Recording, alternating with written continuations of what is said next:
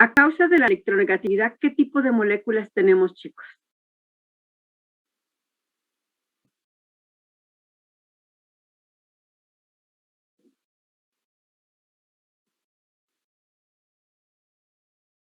¿Polares y no polares? Polares y no polares. Pues esos dos conceptos los vamos a aplicar en todo el tema 4. ¿Sale? Ahorita nos vamos a enfocar a las moléculas polares. ¿Sale? Ahora sí, ¿por qué tenemos moléculas polares en especial? A lo mejor caemos otra vez en lo mismo, ¿no? En el mismo concepto. Pero el chiste está que quede al derecho y al revés, para que les quede claro. ¿Por qué? Muy bien. ¿Y qué significa la electronegatividad? En este caso vamos sobre este ejemplo. ¿Cómo se llama esta molécula o este compuesto? Ácido clorhídrico. Ácido clorhídrico. Muy bien. De acuerdo a lo que dijo su compañero, ¿quién de los dos átomos es más electronegativo? El cloro. El cloro. Entonces, ¿qué está causando el cloro sobre el hidrógeno?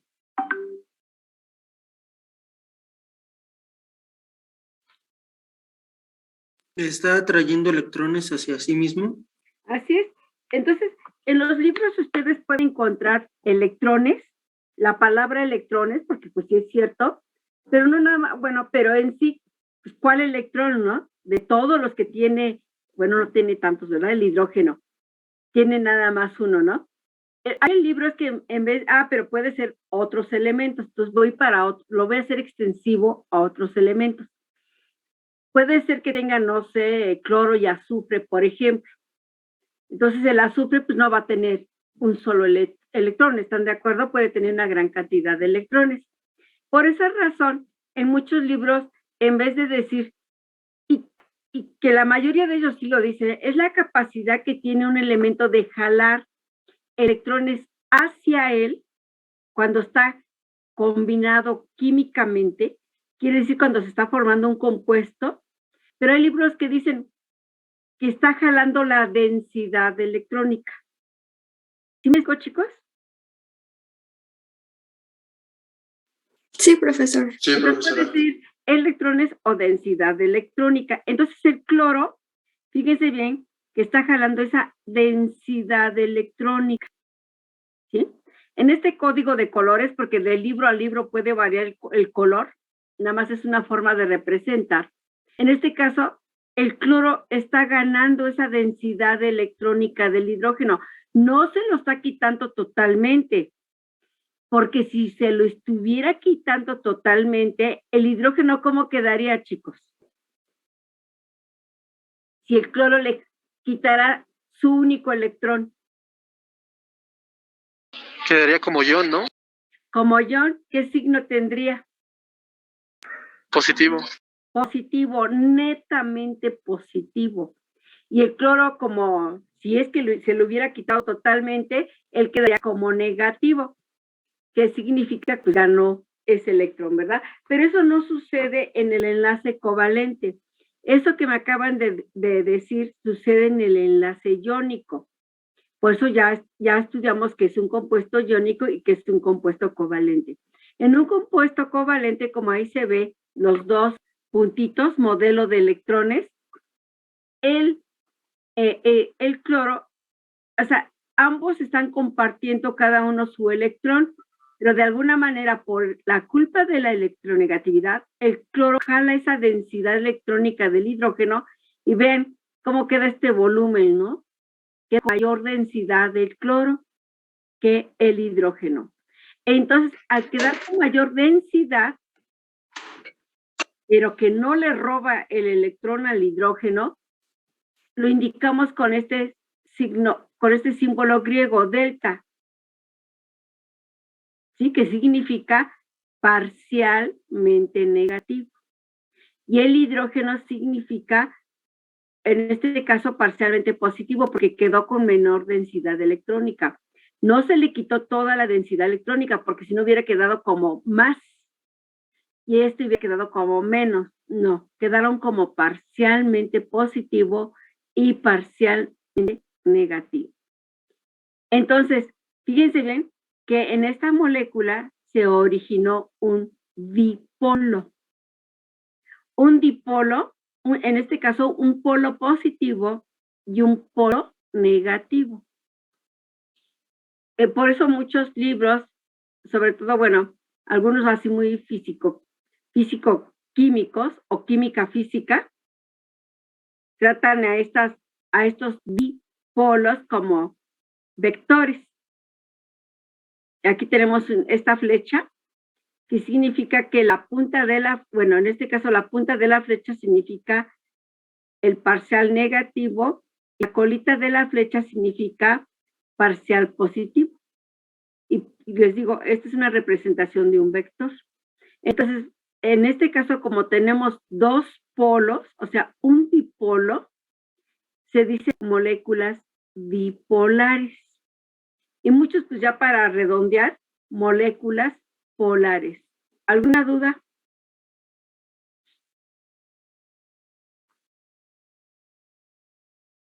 Por mi parte, no.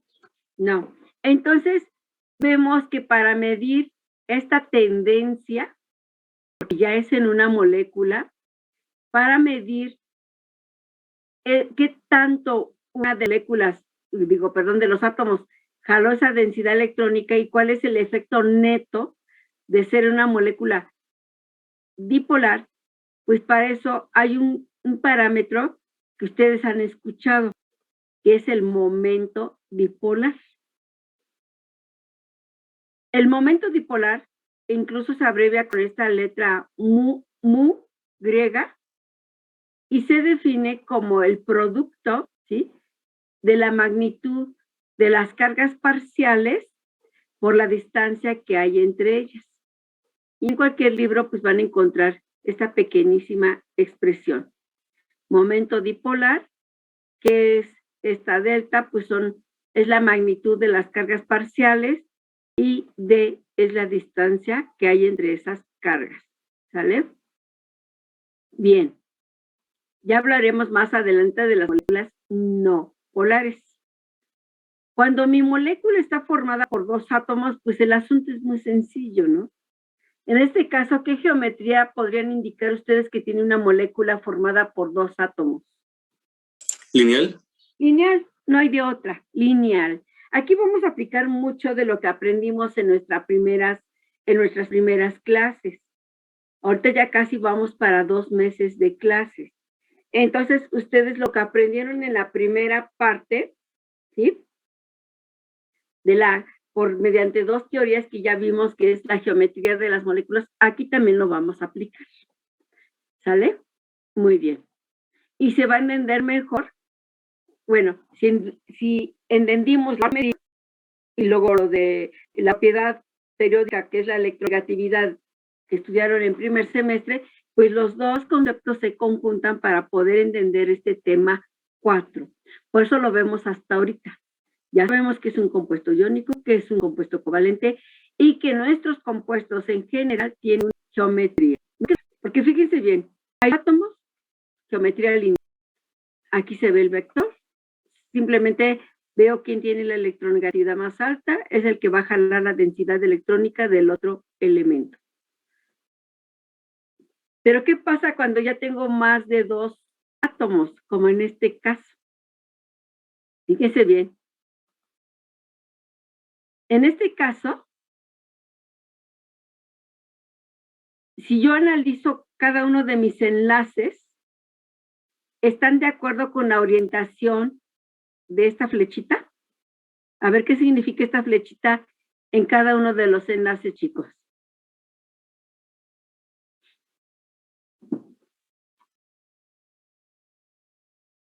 ¿Que el flúor es más electronegativo que el carbono? Así es. Entonces, la punta de la flecha, ¿qué dijimos que era? La parcial negativa y la colita de la flecha, la parcial positiva. Muy bien. Pensaríamos que esta molécula, su momento dipolar, pues fuera un valor X. ¿no? Porque tiene 4 sustituyentes muy electronegativos. Entonces, vean, ¿sí? El carbono es menos electronegativo que el flúor, y así en cada uno de los casos. Entonces yo pensaría, no, pues esta molécula debe ser muy diferente, su momento dipolar total debe ser diferente. En los libros, si ustedes van, les dicen que el momento dipolar de esta molécula vale 0. Ah, ¿en qué unidades se da el momento dipolar? En device, ¿sí? Entonces, el momento dipolar de esta molécula vale 0. ¿Por qué creen que vale 0 el momento dipolar de esta molécula?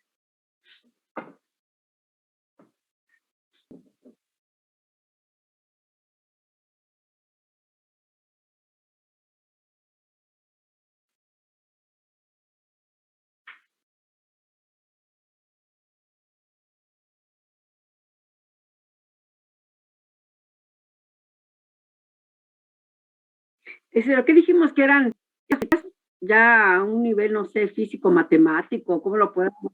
Vectores, así es. Entonces, pues sí, cada enlace hay una diferencia de electronegatividad muy grande, pero hacer la sumatoria de estos vectores se anulan. Entonces, mucho ojo, en el examen deben de considerar, aparte de la electronegatividad, la geometría de sus moléculas. Muy bien. Y la explicación pues lo tienen aquí al lado, ¿verdad? Muy bien. Vamos a ver esta molécula. Fíjense bien.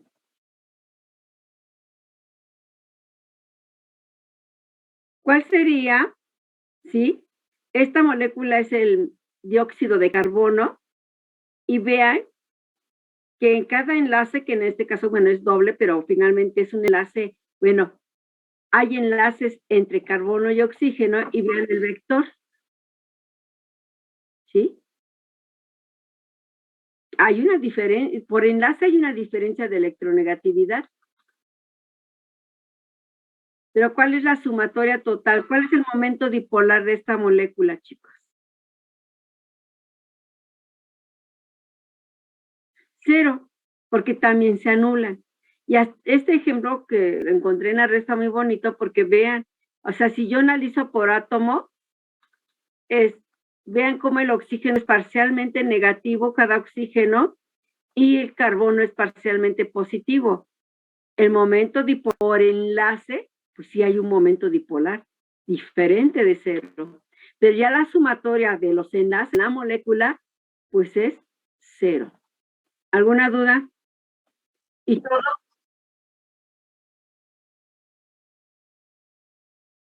Sí, exactamente. Entonces vamos a suponer que aquí fuera otro carbono. Vamos a suponer que aquí fuera otro carbono. Voy a alucinar. ¿Sale? ¿O qué les gusta? Uno más electronegativo, el flúor. El flúor aquí pues, va a ser un vector muy fuerte, ¿no? Va a haber una densidad mucho más grande que desde el lado izquierdo. ¿Sí me explico? Sí, profe. Entonces, la molécula, su momento dipolar no va a ser igual a 0. A lo mejor va a ser no un valor grande porque pues, ambos elementos son muy electronegativos. Si tuviera ya yo aquí el flúor, pero ¿sí? Si es lineal, va a haber mayor densidad de este lado, entonces va a ser a lo mejor 0.5, 0.7, no 0. Va a ser un valor diferente que uno lo conoce hasta que lleva a cabo a nivel experimental esta prueba.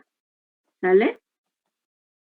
Aquí tenemos a nuestra molécula de agua que hemos trabajado desde hace en diferentes modelos anteriores.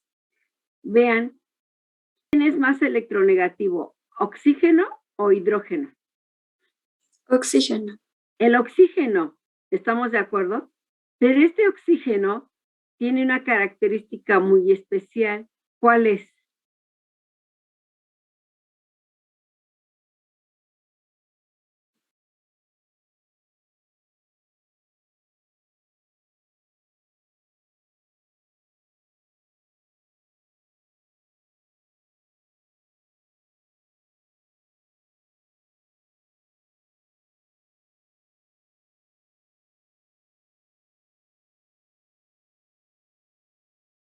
¿Tiene pares libres de electrones? Tiene pares libres. Entonces, en el examen, si yo les digo, les doy una molécula X, una molécula cualquiera, y que yo les digo, ¿cuál va a ser su momento dipolar? Claro que no se van a saber el valor exacto, o es 0 o es diferente de 0, eso sí lo pueden decir. Y lo primero que tienen que saber es la geometría de su molécula. Pero además de la geometría, pues saber si hay pares libres o no. ¿Y eso cómo lo sé, chicos? Si hay pares libres o no. Con la estructura de Lewis. Exactamente. Entonces yo con un solo ejercicio puedo calificar todos los conocimientos que hemos adquirido en el primer mes, con las teorías de enlace-valencia, con la teoría de Lewis, con la teoría de repulsión de pares de electrones. Muy bien. Y fíjense bien, ustedes también ya saben qué geometría tiene la molécula del agua. ¿Cuál es la geometría de la molécula del agua? Angular. Angular, que esa se llama geometría molecular. ¿Y cuál es la geometría electrónica? Creo que el que tiene 4, ¿no? El que tiene 4 cosas. A ver, ¿cuál es? Ay, no me acuerdo, déjalo busco, ya digo. ¿Tetraédrica? Tetraédrica. Esa. Es tetraédrica. Entonces, fíjese bien, esta angular, como lo dijeron, o también tetraédrica, aquí tenemos la geometría angular, tiene 2 pares libres.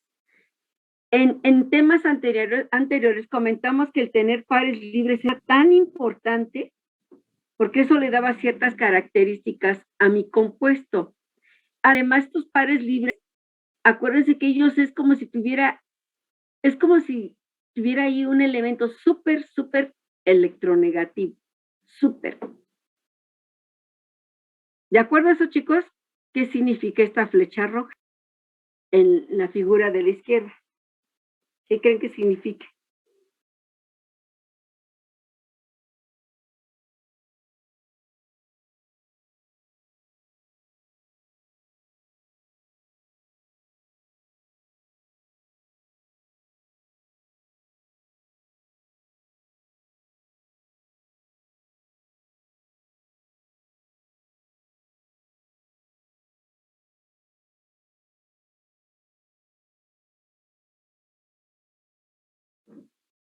Así es la MU, ¿no? El momento dipolar. Entonces yo se los dije todo. Yo les mencioné los pares libres como si tuviera un átomo muy electronegativo, ¿no? Entonces, esos pares les están jalando toda la densidad electrónica de los otros enlaces. Entonces, pues aquí, al sumar, pues vean un vector, ¿sí? Que jala toda la densidad electrónica.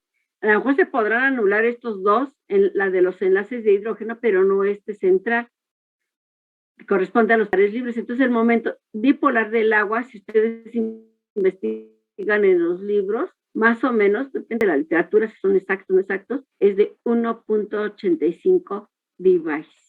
Y el agua es una molécula polar. Pero maestra, ¿cómo es que los pares libres, perdón, es que como estamos todos aquí, me estoy alejando para que no se oiga mucho ¿cómo es que los pares libres están atrayendo la densidad electrónica? ¿No deberían de repelerla?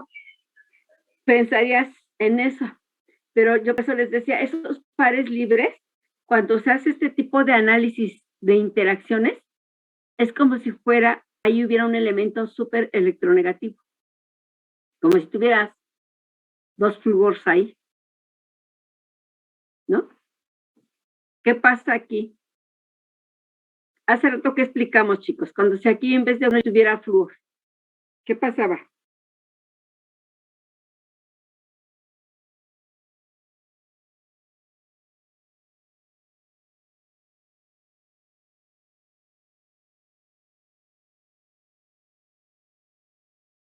Su momento dipolar iba a ser diferente a 0. ¿Por qué?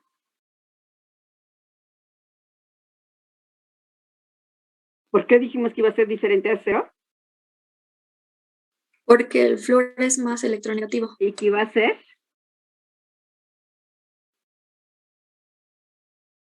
¿Qué significa que sea más electronegativo?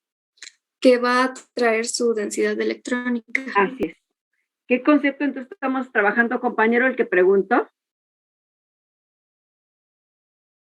¿Cómo, perdón? ¿Qué concepto estamos involucrando para ese comportamiento? ¿De electronegatividad? Así es. ¿Sí sabes qué es electronegatividad? Sí. Entonces, es el concepto que se está considerando. ¿De acuerdo? Pero la electronegatividad no es la tendencia de un elemento a atraer electrones hacia su núcleo. Por tener, bueno, yo lo entendía como que al tener menos carga nuclear efectiva, por así decirlo, es por eso que podía atraerlos más. A ver, ¿quiénes son los elementos más electronegativos de la tabla periódica? Los de la esquina superior derecha, como el flúor. Así es. Exactamente. Sí, lo veía como que al tener menos, por así decirlo, electrones que se estén apantallando unos a otros, el núcleo puede atraer más fácilmente a otros electrones y por eso es más electronegativo. Así es. Pero aquí lo que no entiendo es por qué esos pares libres estarían atrayendo a los electrones, por qué serían más electronegativos, por así decirlo. Es que los electrones no son los electronegativos. Tú sabes que estos electrones están en unos orbitales. ¿En qué teoría lo vimos? En la de electrón valencia. No, sí, no. No vimos ninguna teoría con ese. Enlace valencia, perdón, teoría de enlace valencia. Enlace valencia, muy bien. Entonces ve, esos electrones están disponibles en tu molécula, están en ciertos ¿qué? Orbitales, ¿de acuerdo? Sí. Este enlace están o no en ciertos orbitales. ¿Qué hay en estos orbitales? ¿Electrones compartidos? Así es, electrones compartidos. ¿Sale? ¿El oxígeno es o no electronegativo? Sí. Entonces, ¿qué significa que él sea electronegativo el oxígeno? Que va a atraer la densidad electrónica de los hidrógenos hacia su núcleo. Así es. Y si ya tiene una densidad electrónica extra que están en los orbitales que tú me dijiste, entonces, ¿cómo es la densidad electrónica del oxígeno? Muy grande. Así es. No es que los electrones lo atraigan. Es el oxígeno y simplemente es como que esa carga que está ahí, bueno, esos electrones que están ahí suman a esa densidad electrónica negativa. Así es. Así es. Ah, ok, gracias. ¿Sí? Entonces, en este caso, pues son dos pares. Tiene ya de por sí mucha densidad y todavía el oxígeno es capaz de atraer densidad de los hidrógenos. Pues imagínense qué densidad tiene. Adquiere una super densidad electrónica. Entonces, de tal manera que el momento dipolar de la molécula del agua, pues no es 0, es 1.85 device. ¿Alguna otra pregunta? Así de importante como la pregunta de su compañero. Digo, todas las preguntas son importantes. ¿Alguna otra pregunta, chicos?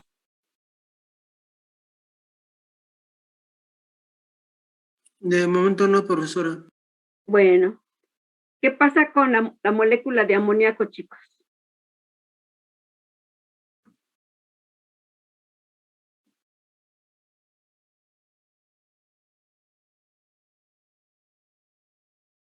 A ver, ¿qué pasa con la molécula de amoníaco? Yo les voy a dar su valor de momento dipolar. Es menor que la del agua, 1.45. ¿Por qué? ¿Por qué creen que su momento dipolar es menor?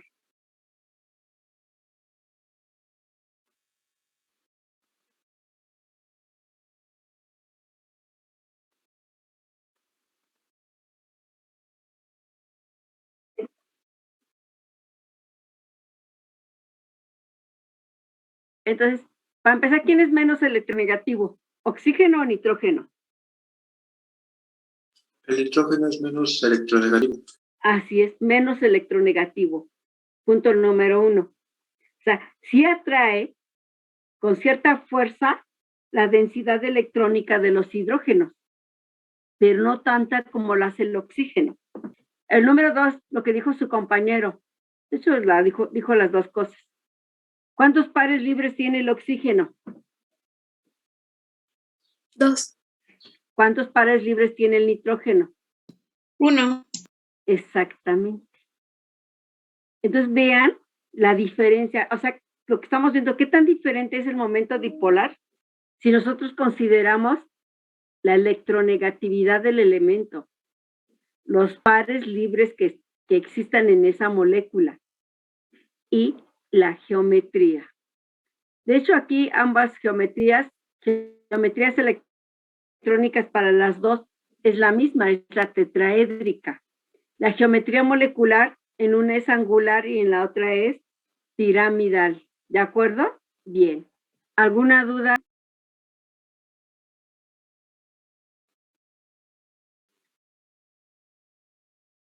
Ahora sí, vamos a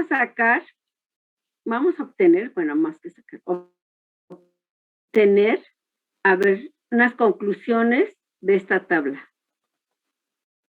Observen la tabla, ¿sí? Y nuestra primera molécula que aparece en esta tabla, no sé si ustedes lo ven porque yo no lo veo, déjenmelo. Es que mi mouse, pensé que le pasa. Ahí está. Nuestra primera molécula es la más pequeñita, es el hidrógeno molecular. ¿Están de acuerdo que su momento dipolar sea 0? Sí. ¿Por qué?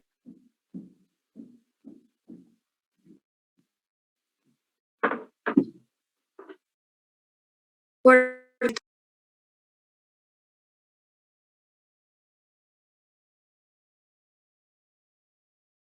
Que no.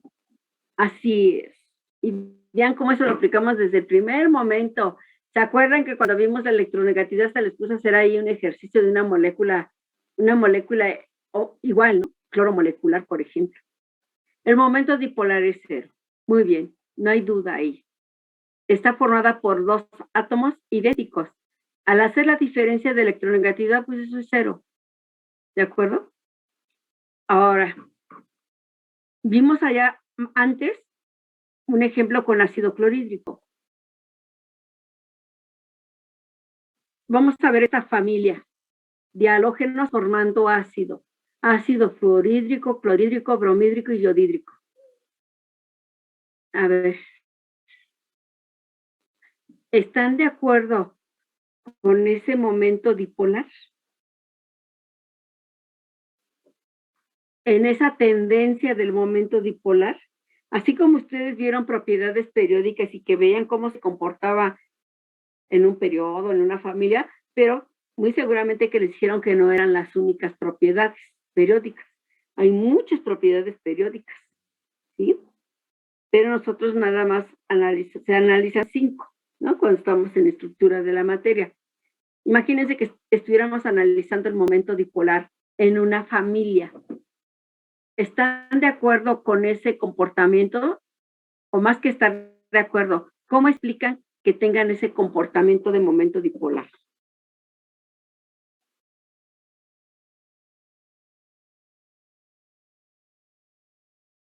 Exactamente. Todas están formadas por dos átomos. Todas son lineales. Pero aquí que está contando lo que dijo su compañero, la electronegatividad. Entre más electronegativo sea un elemento, quedamos que su momento dipolar, ¿sí?, es mayor. Es la primera conclusión de esta tabla. ¿Dudas?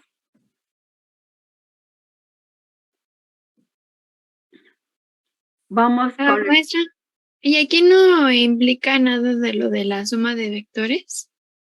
Pues aunque quisieras, ¿cuántos vectores habría en cada molécula?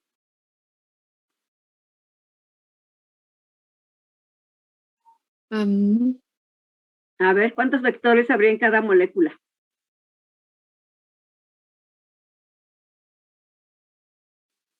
1. ¿Con quién lo vas a sumar? ¿Estás de acuerdo que ya no habría otro? Sí, maestra. Y aquí lo vimos. ¿Cuántos vectores hay en la molécula? 1. Uno, ¿verdad? Sí. Entonces no se puede sumar con otro porque no hay otro. Muy bien. Vamos para esta otra serie que nada más aparecen 2 compuestos. ¿Están de acuerdo con estos datos del momento dipolar?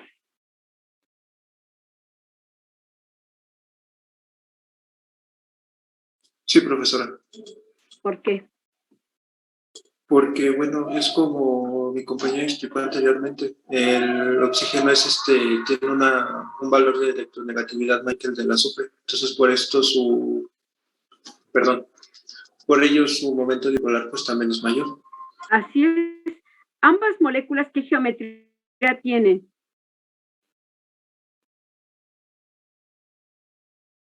Angular. Así es. ¿Hay pares libres en los átomos centrales? Sí. Sí, ¿Cuántos? 2. 2, ¿verdad? Entonces, porque lo acabamos de analizar, ¿verdad? Para el agua. Y como el azufre también se encuentra en la misma familia del oxígeno, pues sigue el mismo comportamiento. Tienen el mismo número de átomos, es la misma geometría, tienen los mismos pares libres. ¿Qué es lo que está cambiando? La electronegatividad. Muy bien. Muy bien.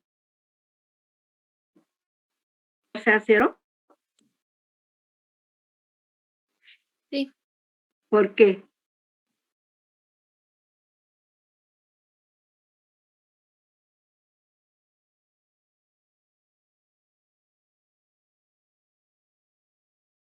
Bueno, es 0 por lo que habíamos dicho de la suma de vectores. Así es. Porque es una molécula que, ¿qué geometría? lineal. Lineal. Lineal, muy bien. Y vean, nosotros ya analizamos para el amoníaco.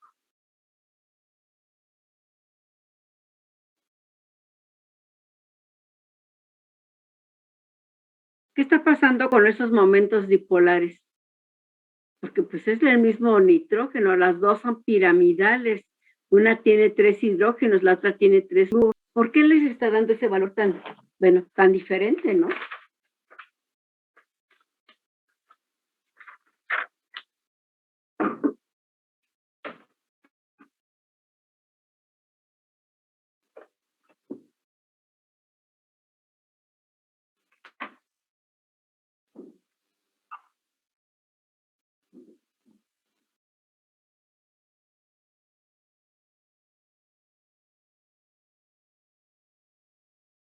¿Por qué da sumatoria? A ver, en ese caso, en la sumatoria, ¿quiénes están participando?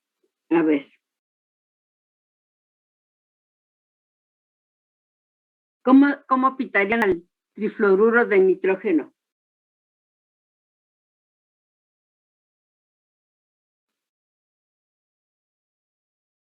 Si les dijera en el examen, esquematice el comportamiento individual de los momentos dipolares de los enlaces en el trifluoruro de nitrógeno, ¿cómo lo harían?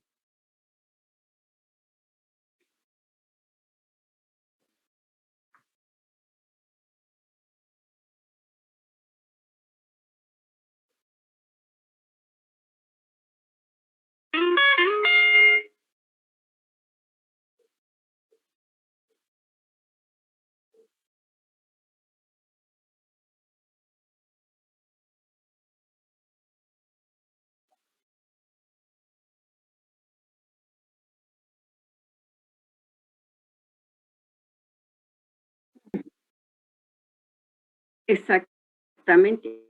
Y lo tendríamos aquí, ¿no? En vez de 3 hidrógenos, ¿qué tendríamos?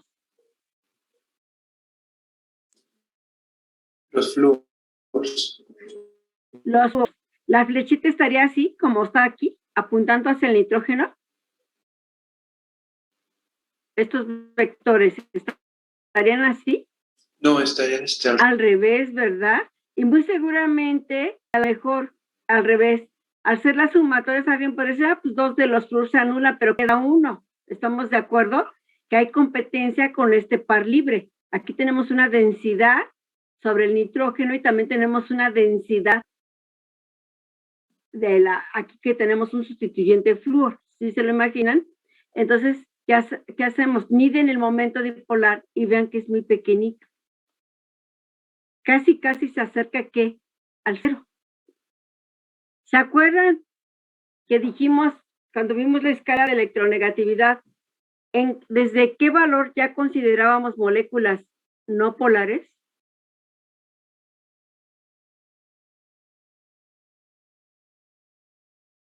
Y hago la aclaración porque luego en el examen me echan pleito. No, es que usted dijo, no, aclaremos.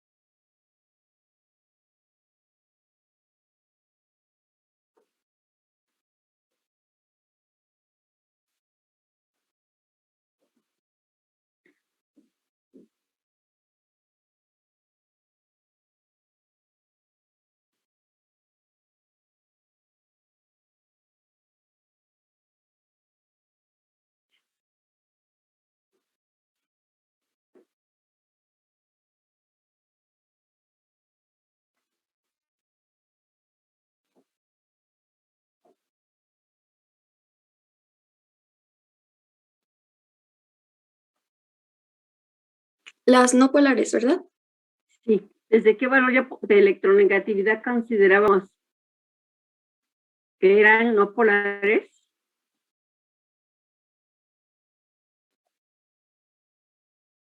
Punto 5, ¿verdad? De punto 5. Entonces, con base a eso, hasta donde llevamos ahorita, ¿quiénes serían moléculas no polares, aunque tengan un momento dipolar pequeño?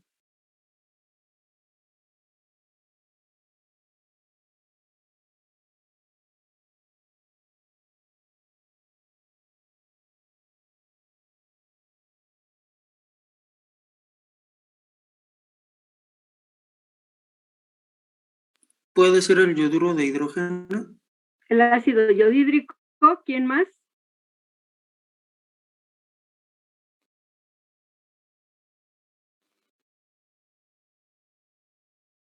El trifluoruro de nitrógeno. El trifluoruro de nitrógeno, ¿verdad? A pesar de que tengan un momento dipolar, pero es tan pequeño que se van a considerar como moléculas no polares en general, porque su valor casi se aproxima a 0. Muy bien. Y vean aquí. Este comportamiento, ven aquí,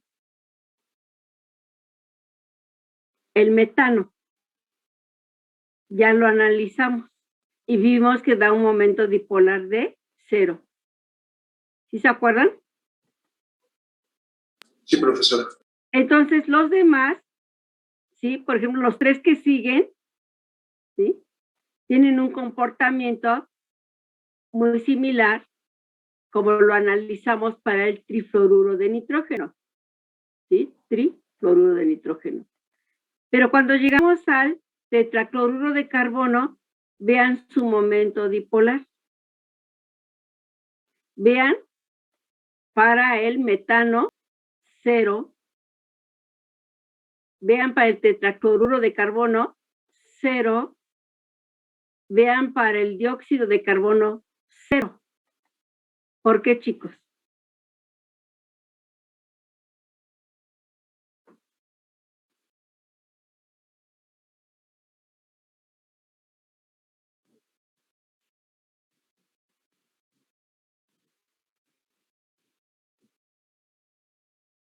Exacto.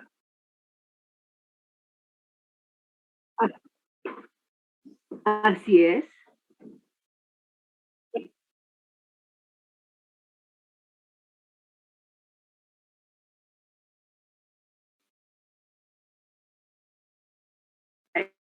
es 0. Haz el examen, debe tener mucho cuidado de analizar lo que acabamos de hacer. ¿Sale? Muy bien. Entonces, lo que acabas de decir, compañero, aquí está. Fíjate bien, o fíjense bien, ¿sí? Incluso se convierten en moléculas, a pesar de que sus enlaces individuales podrían ser polares, pero al hacer la sumatoria es 0, entonces se convierten en moléculas que no polares. ¿Estamos de acuerdo? Sí. O con momentos de polar muy pequeñitos y se convierten en moléculas no polares. ¿Vale? Y este tema, bueno, moléculas no polares, y lo que dijo su compañero aquí está, en resumen. Vean la molécula de bien hacia la izquierda, Ahí está el mouse. A ver, ahí está. A ver, vean, el de la izquierda podría recordarnos al dióxido de carbono, pero por ser lineal, al llevar a cabo la sumatoria, pues, ¿qué pasa? Que su momento dipolar es 0. Vean cuando hay así como un tipo de simetría, ¿no? Vean. Cuando es bueno, en este caso, ¿cómo le llaman? Un triángulo tetraédrico, ¿sí? Si todos los sustituyentes son idénticos, o aquí por ejemplo tengo un octaedro, en un momento dado son moléculas no polares. Y aquí les da como un resumen. Moléculas no polares. Ahorita aclaro todos los nombres que tienen ahí adentro. Ahorita nada más síganme con moléculas no polares. Todos los átomos o grupos terminales, ¿a qué se refiere esto? Son los sustituyentes, son idénticos. Por lo tanto, tienen las mismas cargas parciales. Todos los átomos o grupos terminales están puestos simétricamente alrededor del átomo central, ¿sí? Que le llamamos A, ¿no? Si fuera en la disposición geométrica. Estos son ejemplos de moléculas no polares, con las características antes mencionadas o mencionadas. Pero aquí hay otra fuerza, porque ustedes han escuchado que existe, ¿qué les gusta? A ver, si les doy nitrógeno molecular, ¿qué será? ¿Polar o no polar?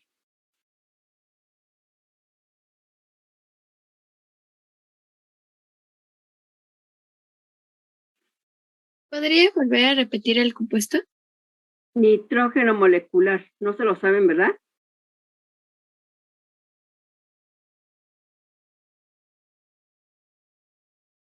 No polar. No polar. Nitrógeno molecular es no polar. Muy bien. Pero ustedes sí han escuchado que existen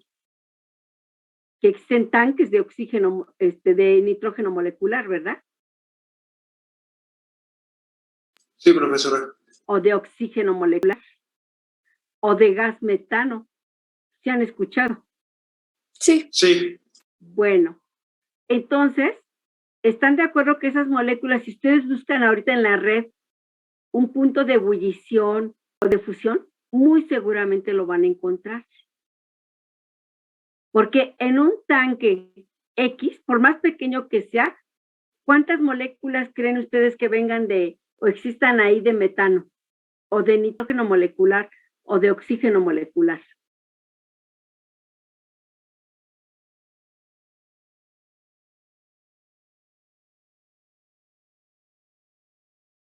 ¿Cuántas creen que existan? Muchísimas, ¿no, profesora? Millones de millones de millones de millones. ¿De acuerdo? Entonces, fíjense bien, pues si tienen un punto de fusión o de ebullición, que ustedes ya saben que es cada uno de estos, pues hay que romper esas interacciones, ¿sale? Entonces, en mi tanque de oxígeno molecular, nitrógeno molecular o metano, del gas metano, pues ¿cómo lo explico? ¿Cómo es que una molécula de metano se atrae con otra molécula de metano si no son polares? Porque cuando son polares, pues bueno, ¿están de acuerdo conmigo que aquí en esas figuritas pues hablábamos de molécula, así una sola molécula? Pero ¿se acuerdan que al inicio de mi tema hay un dibujo, por ejemplo, como este? En la figura de la izquierda es una molécula de agua, interacciona con otra molécula de agua y así interaccionan con millones y millones de moléculas de agua. ¿De acuerdo? Entonces, y pues de alguna manera yo tengo que romper esta interacción, pues se llama intermolecular. Y de ahí que muestran un punto de fusión, un punto de ebullición, una solubilidad, etcétera. Bueno, y en las moléculas no polares, ¿qué está pasando?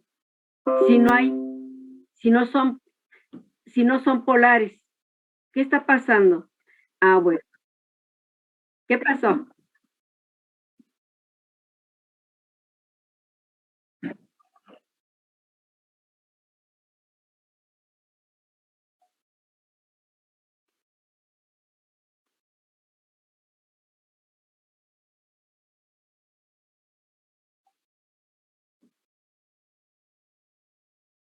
Exactamente, y acabas de decirlo, existe una interacción dipolo-dipolo. Lo acabas de mencionar. Es una interacción dipolo-dipolo y ya vimos que una molécula dipolo es porque tiene dos polos. ¿Están de acuerdo?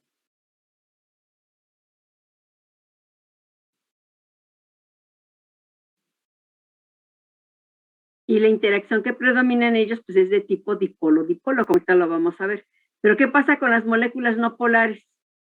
Bueno, entonces, con las moléculas no polares va a haber otra característica muy importante a considerar y que no es nuevo para ustedes, pero aquí lo vamos a aplicar a las interacciones no polares. En los libros, ¿cómo pueden encontrar este tipo de interacción no polar? Pues lo pueden encontrar como dipolo inducido, dipolo temporal, dipolo instantáneo, fuerzas de London o fuerzas de dispersión. ¿Cómo explicamos que las moléculas como estas que son no polares pues tengan un punto de fusión y tengan un punto de ebullición? Bueno, en estas moléculas, cualquiera de estos nombres, ¿sí? Cualquiera, ¿qué significa? En los de arriba, que es por la capa de la electronegatividad, en estas moléculas polares, yo aquí delante le escribiría, porque hay libros que escriben dipolo permanente, ¿no? Porque siempre están ahí presentes por la propia característica de los elementos, por la electronegatividad. Pero en estas moléculas, el dipolo es instantáneo o se le tiene todos estos nombres. ¿A qué se debe? Bueno, o cómo se genera este dipolo instantáneo, temporal, inducido, el nombre que ustedes le quieran dar. ¿Cómo es que se genera y se atrae un metano con otro metano y otro metano y otro metano? O un oxígeno molecular con otro oxígeno molecular, etcétera. Bueno, vamos a ver. Acá hay un esquema, ¿sí? Es que toda la materia vibra, ¿sí? En este caso, ya sea que esté formado mi materia, esté formado por elementos o por moléculas. Entonces, como todas las moléculas vibran, en cuestión de un tiempo, pero son tiempos cortísimos, pequeñísimos, ¿sí? En donde, imagínense que todas estas moléculas que ustedes ven aquí, en un segundo, bueno, no digo en un segundo, en un nanosegundo, en un tiempo pequeñísimo, como todas vibran, pues en cierta forma no están así como que se quedan en un solo lugar, ¿verdad?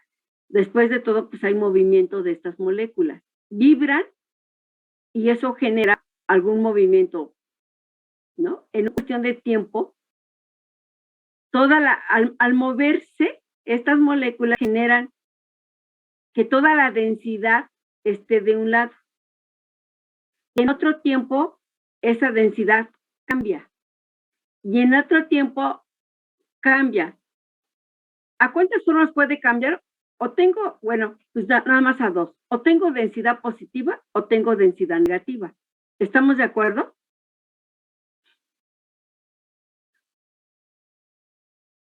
Sí, profesora. Entonces, al tener densidades positivas y densidades negativas generadas por las vibraciones, ¿sí?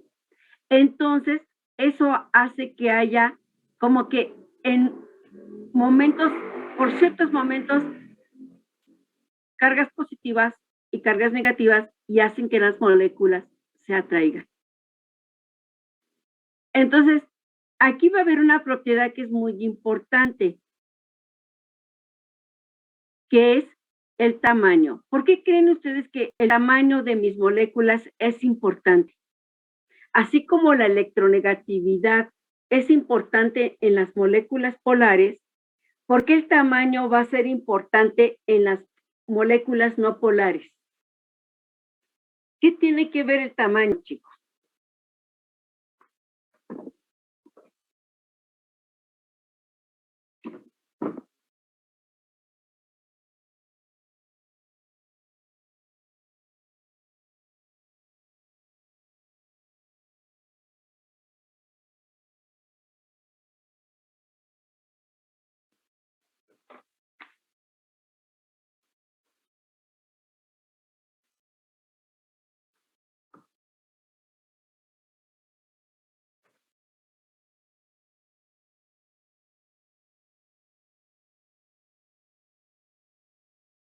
No, es que aquí no puede haber hablar de atracción.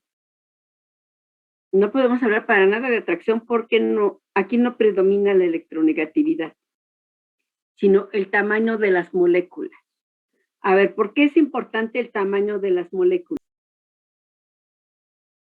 ¿Por qué la propiedad tamaño se hace importante?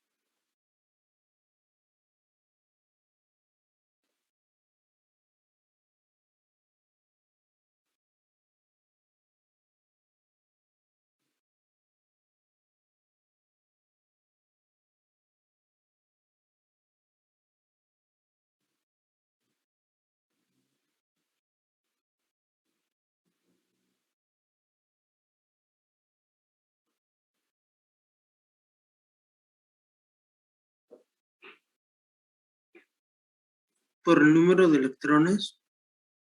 ¿Y qué tiene que ver el número de electrones? Claro, está una forma de medir el tamaño de las moléculas. Si no tengo algo experimental que me diga, esta molécula es más grande que esta, pues me voy por el número de electrones.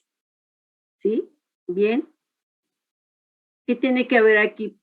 El número de electrones me va a decir el tamaño. ¿Por qué es importante? Con lo que les acabo de decir. Bueno, hace rato que les dije cómo es que, qué es lo que pasaba en una molécula para que se atrajera una con otra. ¿Por qué tiene todos esos nombres? Si es que pusieron atención.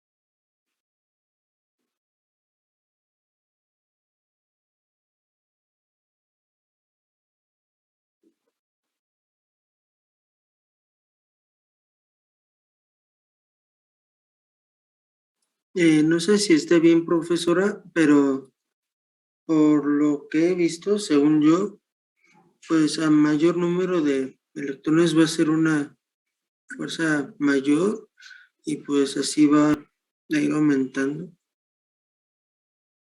¿Cómo influye para que sea un factor importante en la interacción de una molécula con otra? Y yo lo dije hace ratito, hace 8 minutos.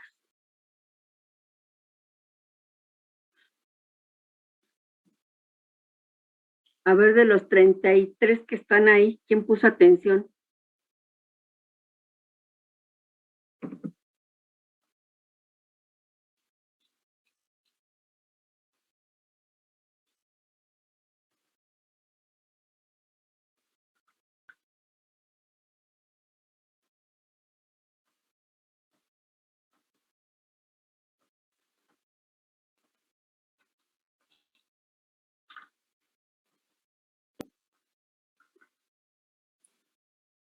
Puede ser porque cuando se forma una molécula, los electrones tienden a desplazarse hacia el átomo más grande, o sea, el cual tiene mayor tamaño. No. Cuando se forma un enlace es compartición. No importa quién esté más grande o más pequeño. ¿No?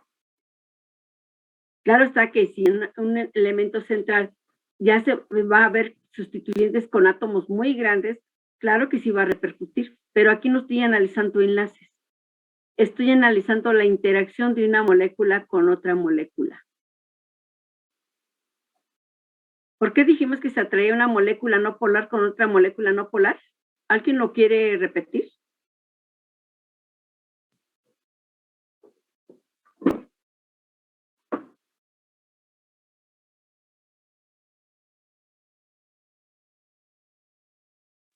Debido a la vibración de las...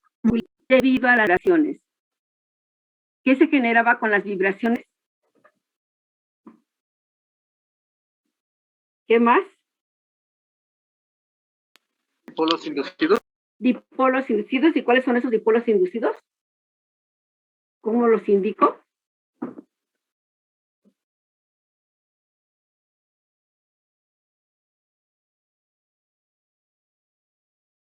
O sea, ¿qué es un dipolo? Con los vectores. A ver, ¿qué es un dipolo? Un dipolo es una que tiene dos polos. Una molécula que tiene dos polos. Así es. ¿Cuáles son los valores de esos polos? Negativo y positivo. Así es. Entonces, en conclusión de todo lo que me dijeron, ¿por qué interacciona una molécula con otra? Con lo que acaban de decir en un minuto.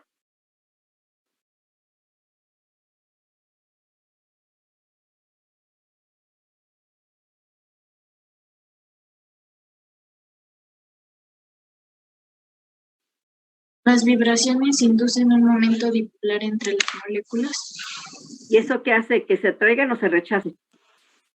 Que se atraigan. Que se atraigan. Muy bien. Eso fue lo que dije hace 11 minutos. Así inicié con el tema de moléculas no polares.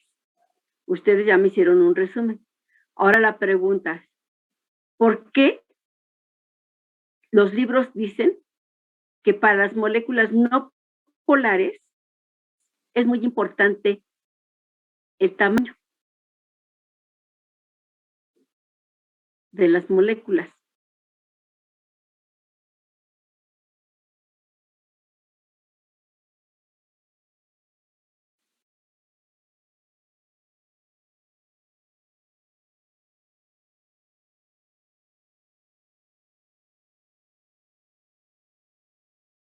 ¿Qué es? ¿Mayor o menor? Si es más grande, ¿es mayor o menor? Más que tarda. Si es mayor, vibra más. ¿Estamos de acuerdo? Y si vibra más, ¿qué va a generar?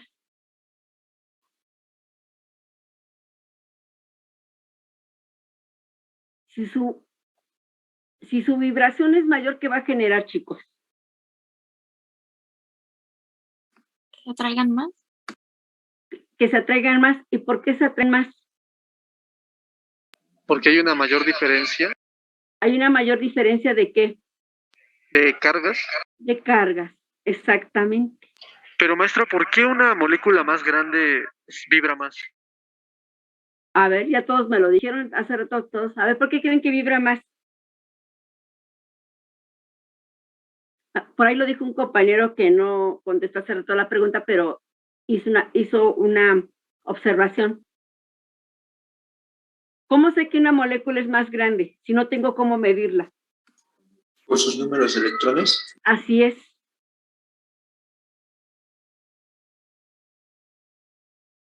Compañero, Entonces, como tiene más electrones, vibra más. ¿usted qué cree que es lo mismo que tenga un electrón a que tenga 5? No, pero como que me cuesta ver la relación entre que tenga más y que vibren más. A ver, imagínense que en un salón hay 50 alumnos, en un salón idéntico a otro salón, hay un alumno. Y el alumno se mueve. Y en el otro salón se mueven 50 alumnos. ¿Dónde hay mayor movimiento? En el que tiene más alumnos. Entonces, ¿por qué le cuesta relacionar que entre más electrones hay más movimiento?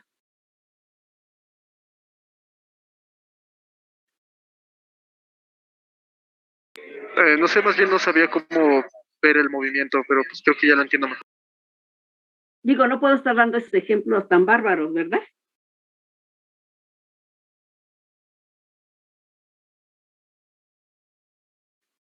¿Sí estamos de acuerdo, compañero?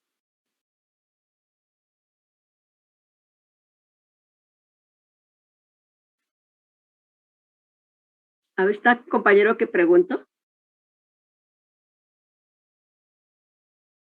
Es que lo que me estaba imaginando es que si uno de... Ay, güey, perdón. Si si cada electrón tiene su propio movimiento, cada electrón, y si usted tiene un electrón con su propio movimiento, que yo le pudiera dar un valor, y si tengo 50 electrones, cada uno con su propio movimiento, y que yo le pudiera asignar un valor, ¿van a ser iguales? No. ¿Verdad que no? Bueno, pero no se preocupe, porque eso va a quedar más claro cuando usted mañana me explique esta tabla. Entonces, de tarea, van a comprender esta tabla. ¿De acuerdo? Así como analizamos esta tabla con datos, ¿sí? Entonces, mañana me van a explicar qué conclusiones podemos obtener de esta tabla. ¿De acuerdo? Y que está bien relacionado con la pregunta de su compañero. ¿Alguna pregunta? De momento no, profesora. ¿El compañero? ¿Qué es PA y qué es PE? ¿Qué creen que sea PA y PE? Peso atómico y peso molecular. A ver, PA, peso atómico, muy bien. ¿Y PE? Punto de ebullición. ¿Qué unidad tiene ahí al lado de PE? Grado centígrado. Compañero, ¿quiso la pregunta? Sí, tiene grados centígrados. Entonces creo que podía intuir que podría ser PE, ¿verdad? Sí.